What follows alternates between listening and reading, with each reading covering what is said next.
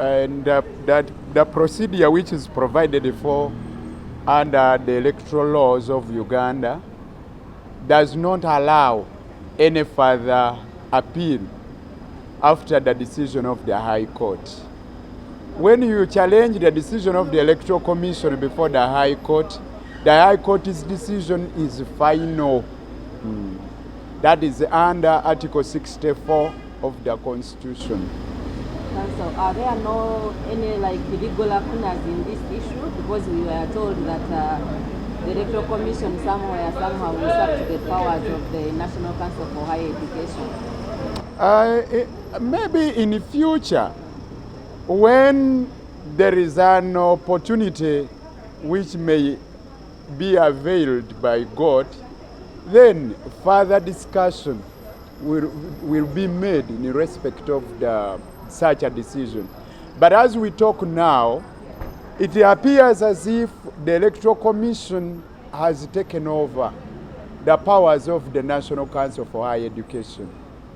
The National Council for Higher Education is charged with the functions, among others, to determine whether somebody has academic qualifications equivalent to advanced level of education in Uganda.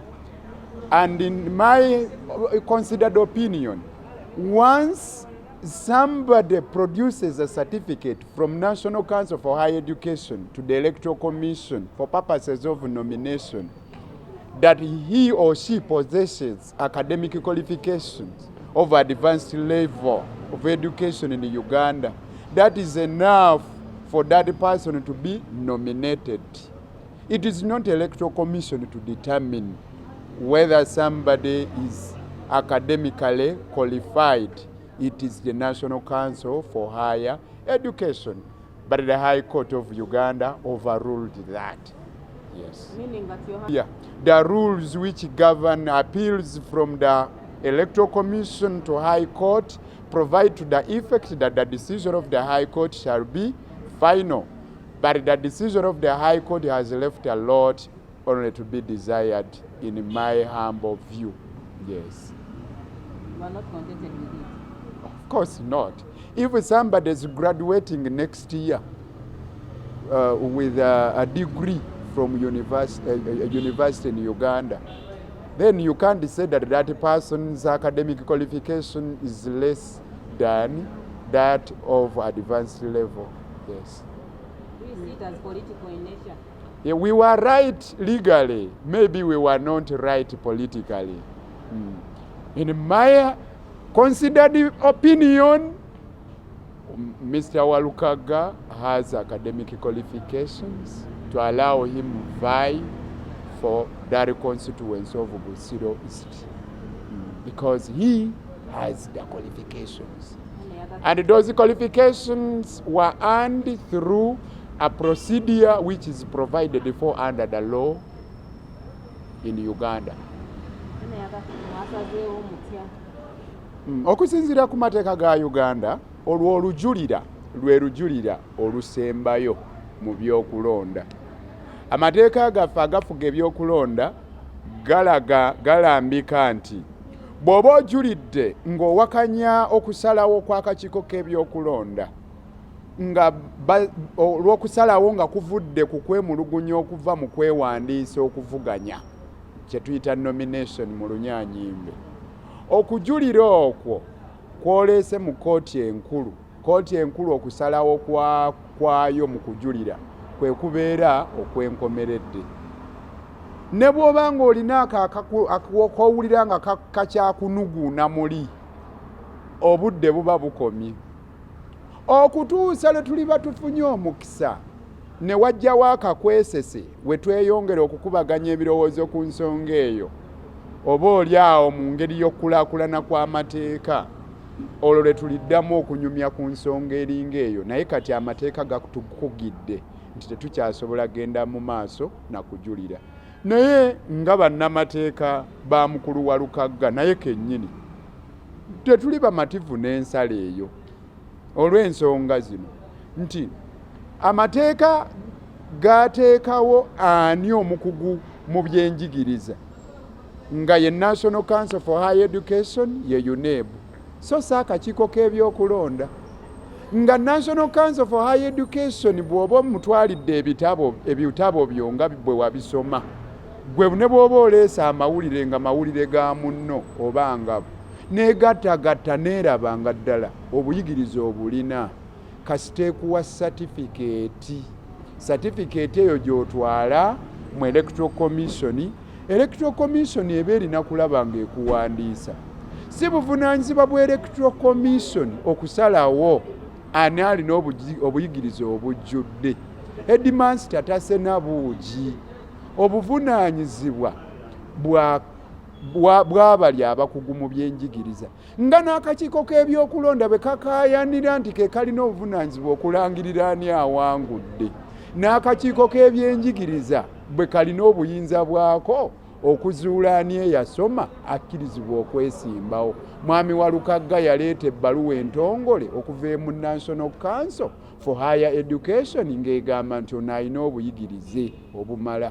Ekyokubiri, tosobola kuddira muntu gwe bagenda okutikkira omwaka ogujja ng'afunye digiri oluvannyuma lw'okusoma emyaka 3 n'ogamba nti teyasoma ng'ate n'ensoma yeeyo mateeka ge gagirambika.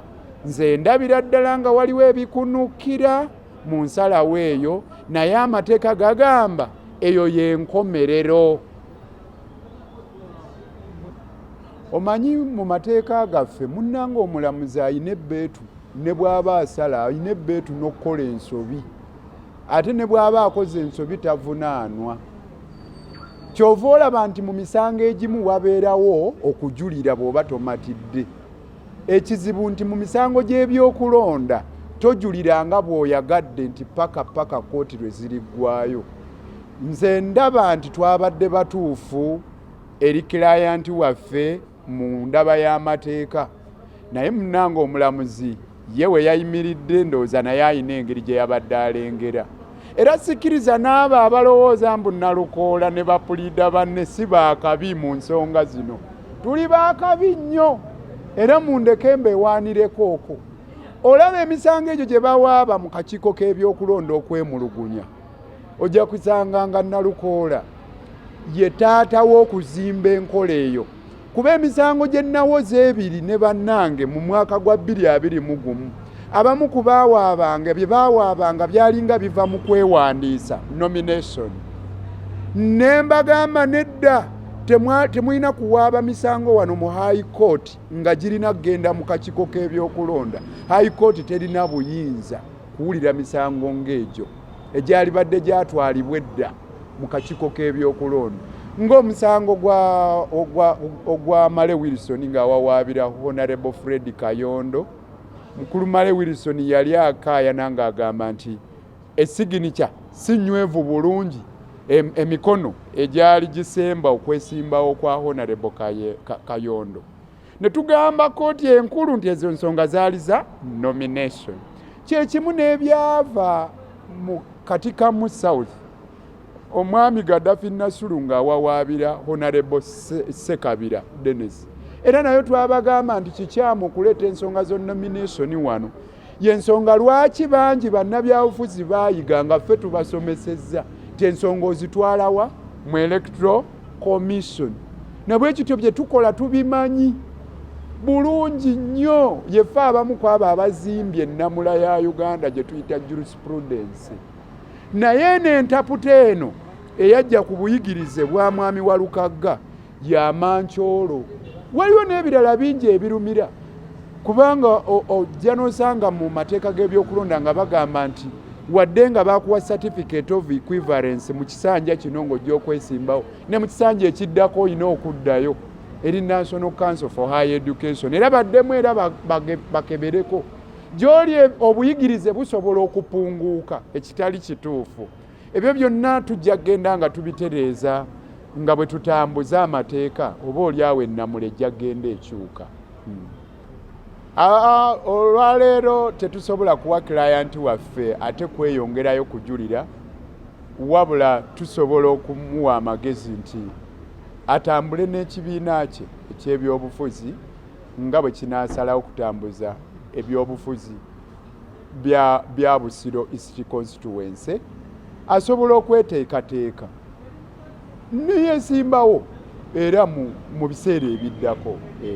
Omanyi okusomooza we kuli nti mu misango gy'ebyokulonda gyo gyanjawulo gya kaseera katono, nti teziringa bwolaba bw'oba okayanira kibanja, ekibanja tekisenguka, naye ebyokulonda bya budde, obudde butuuka ne buggwako. Nabwe kityo tetusobola kusigala ate nga tunaanuula nnyo, tulina okumuwa amagezi kati ategekere olukontano oluliddako mu byobufuzi. Mwebale nnyo.